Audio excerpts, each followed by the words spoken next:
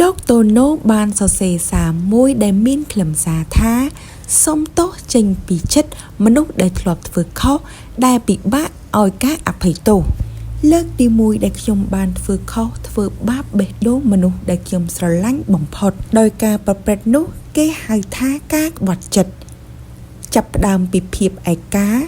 ភាពមិនគ្រប់គ្រាន់ទូចនិងសេចក្តីត្រូវការទទួលស្គាល់ថាអ្វីក៏ដោយដែលខ្ញុំយកមកនិយាយនេះវាជាហេតុផលមួយ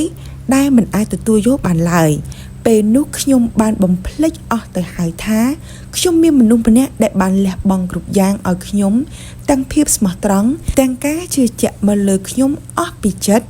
តែខ្ញុំត្រឡប់សងទៅនាងវិញដោយការក្បត់ចិត្តពីក្រោយខ្នងនាងធ្វើឲ្យខ្ញុំខ្លួនឯងនៅមិនអាចទទួលយកបានដូចគ្នាពេលដែលយកវាមកគិតឡើងវិញនៅថ្ងៃនេះពេលវេលាកន្លងទៅខ្ញុំទើបដឹងថាការក្បត់ចិត្តមិនមែនត្រឹមតែជាការបំផ្លាញទំនាក់ទំនងតែវានឹងបំផ្លាញទាំងសេចក្តីទុកចិត្តបំផ្លាញភាពគង់វង្សនិងបំផ្លាញមនុស្សម្នាក់ទាំងជីវិតផងដែរពេលនេះខ្ញុំបានបាត់បង់នាងទៅហើយនិងមិនមានពាក្យថាសុំទោសណាមួយដែលនឹងយកអារម្មណ៍ល្អឬសេចក្តីទុកចិត្តត្រឡប់មកវិញបានឡើយខ្ញុំបានយល់កាន់តែច្បាស់ថាមិនមានហេតុផលណាមួយគ្រប់គ្រាន់ដែលនឹងធ្វើឲ្យការក្បត់ចិត្តអាចយកយល់បានឡើយការធ្វេសប្រហែសរបស់ខ្ញុំលើកនេះវានឹងជាប់ខ្លួនខ្ញុំរហូតតទៅនិងជាឧបករណ៍មួយដាស់តឿនចិត្តខ្លួនឯងថា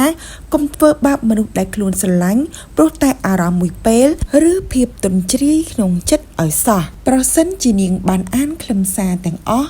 ខ្ញុំសូមទោសចេញពីបេះដូងម្ដងទៀតនិងអរគុណដែលធ្លាប់បានស្រឡាញ់ខ្ញុំនិងសង្ឃឹមថានាងនឹងជួបការស្រឡាញ់ដែលល្អនិងរកអ្នកដែលស័ក្តិសមជាមួយនាងពិតប្រាកដបានបន្ទាប់ពីបានសរសេរខ្លឹមសារទាំងនេះហើយលោកក៏ត្រូវបានមហាជននិងអ្នកគាំទ្រជាច្រើនចូលទៅខមមិនអ្នកខ្លះក៏ចូលទៅខមមិនថាបើលោកនៅតែមិនកែចរិតបែបនេះទៀតគឺលោកមិនអាចទទួលបានស្នេហាពិតប្រាកដឡើយហើយអ្នកខ្លះក៏ថាល្អហើយដែលនិឆាបានបែកពីលោកពីព្រោះនាងនឹងបានជួបមនុស្សល្អជាងលោកហើយក៏មានខមមិនមួយចំនួនបាននាំគ្នាខមមិនដែរថាពេលនេះគួរឲ្យអាណិតតូណូខ្លាំងណាស់ប្រហែលជាដឹងថាខ្លួនឯងបានធ្វើខុសមែនហើយពេលនេះក៏ត្រូវបានប្រជាពលរដ្ឋនាំគ្នាជេរពេញប្រទេសផងដែរហើយក៏មានខមមិនមួយចំនួនបានបន្ថែមទៀតផងដែរថាបើលោកដឹងថាខ្លួនខុសហើយមេរៀននៅពេលនេះគឺជាបទពិសោធន៍មួយដែលលោកត្រូវចងចាំថាមិនគួរធ្វើបាបចិត្តអ្នកណាទៀតឡើយនេះគឺជាអ្វីដែលអ្នកគាំទ្រនាំគ្នាចូលទៅខមមិនអ្នកខ្លះក៏ឲ្យជាកម្លាំងចិត្តអ្នកខ្លះក៏បន្តនាំគ្នាថាឲ្យលោកផងដែរ